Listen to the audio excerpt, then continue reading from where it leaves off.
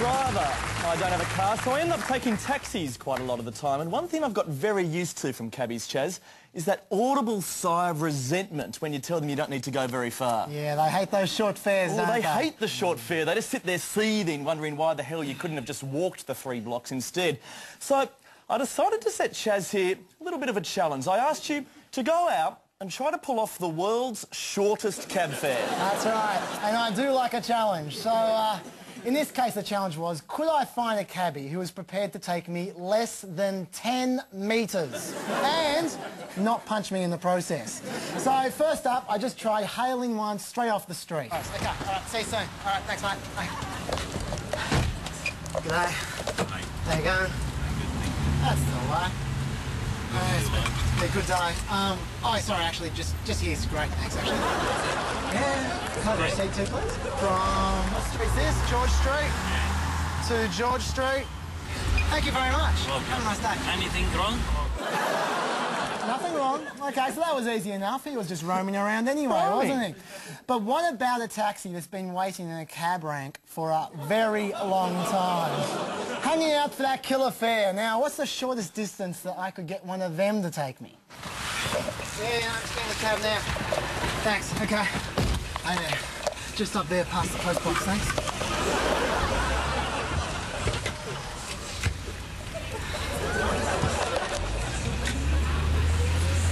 Fantastic. Yeah. Yeah, just here, the garbage bin.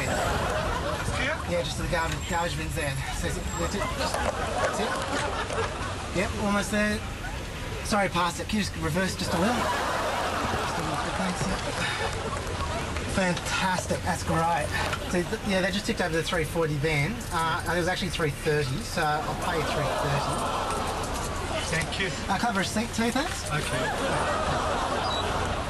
You are a prick. he was actually pretty sporting, I think. He's a very accommodating cab driver. He's a very nice guy, but now, OK, so I've tried the flagfall, I've tried the cab rank. But now, the real test. The one place where cabbies really stake everything on getting a big fare. The airport taxi rank. Just get in the cab now, and I'll ring you when I get out, OK? Where would I go? No worries. Yeah, could you just over there, thanks. Just up there, just up there. Just You pick up someone? No, I just need to go over where that sign is. I'm going to be late for my plane. Just stop there. Yeah, just over there, yeah. I have to tell them it's not fair. But, sorry, I'm late for the plane. I need to go now. Yeah, but this is a soft fare. Just stop there. Just over there, yeah. Huh? Is that all right? Jesus, unbelievable. I've been waiting 1.5 hours in the holding bay. You just stop there. Well, look, I need to catch this plane. I'm really running late, please. Just there. Is that you can walk Yeah, just forward? there. But I've got a sore foot. Huh? I'll give you a 20-cent tip.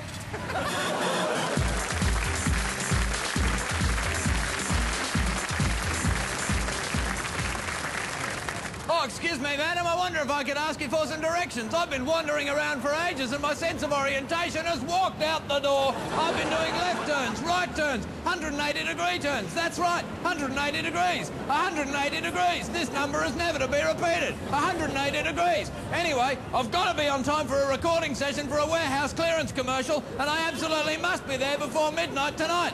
So, which way is the city? Thank you.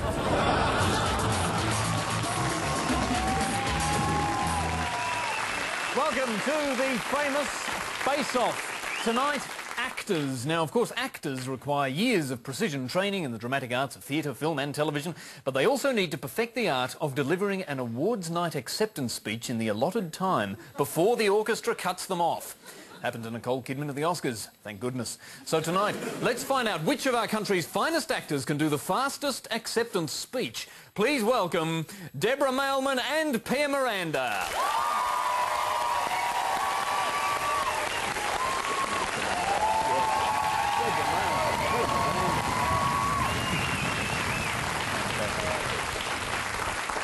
OK, these guys are about to win major film awards. Congratulations, by the way, for that. We've written them each a 5-minute speech. Trick is they've got to read them in just 30 seconds, or the orchestra will cut them off. All I can tell you guys, you'll have to go bloody fast. All right, are we ready? The first award goes to Deborah Mailman. Well done, Deborah. Here's your award. Lovely. There you go. And there's your speech. Let's pop that there. Ready? Yes. Set. Speech. Well, it's a huge honour to receive this award. It's incredibly humbling to stand here being applauded by millions. I couldn't have done it without the support of my family, friends, and especially those who couldn't be here to my great idol.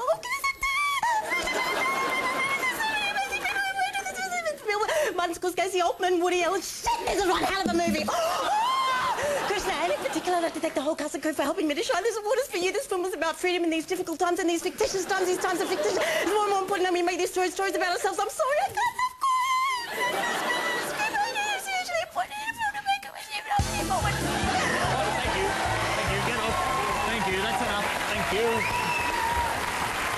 Enough! Shush! We've got to move on! Big hand for Deborah. Deborah, you clocked 156 words! Congratulations, not a bad effort. All right.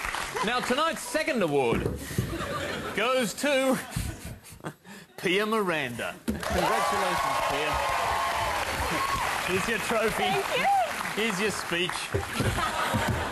There we go. Ready, set, speech. Well, all I can say is screw you all. I did this entirely on my own and everyone else has gone the way. I've never met a bigger bunch of lame-os and dickwits, and the whole losers who botched this movie. The cast were an embarrassment, the director was a gerber, and the script was dog. And what's the deal with the gaffer? The worst guy I've ever worked with. And if anyone tells you movies are a team effort, they're talking out their ass. And I'm the only one who's talent in any production. And if it wasn't for my brilliant performance, this baby would have tanked. And if it wasn't for my parents, who are complete assholes, you'd think everyone else is what Dad was always saying. There's no money in acting, money in becoming a lawyer. Well, God damn you, hell damn. You stinking fascists, you can stuff this trophy up your side on us. As for the other on me, frankly, I shit on this face very hard.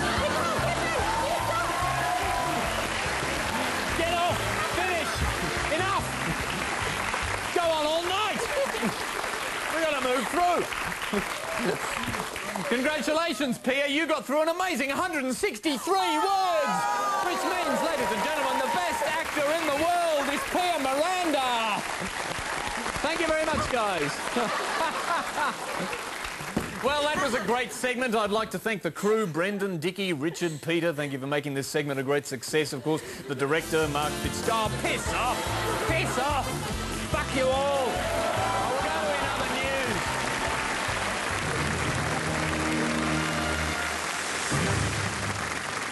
Well, in the wake of the West Papua controversy, the government's taken its toughest stance yet on refugees. Under the revised Pacific solution, asylum seekers will be forced to cruise the ocean on a P&O liner. Yes. Let's hope the prospect of being vomited on and sexually abused by bogans on a P&O ship will make most asylum seekers decide to return to their homelands. In Britain, political debates raging about whether Prince Harry should be allowed to serve as a soldier in Iraq. I think there's been a bit of misreporting about this one. The Prince says he won't be in Basra serving the British forces, he'll be there serving the Nazi party.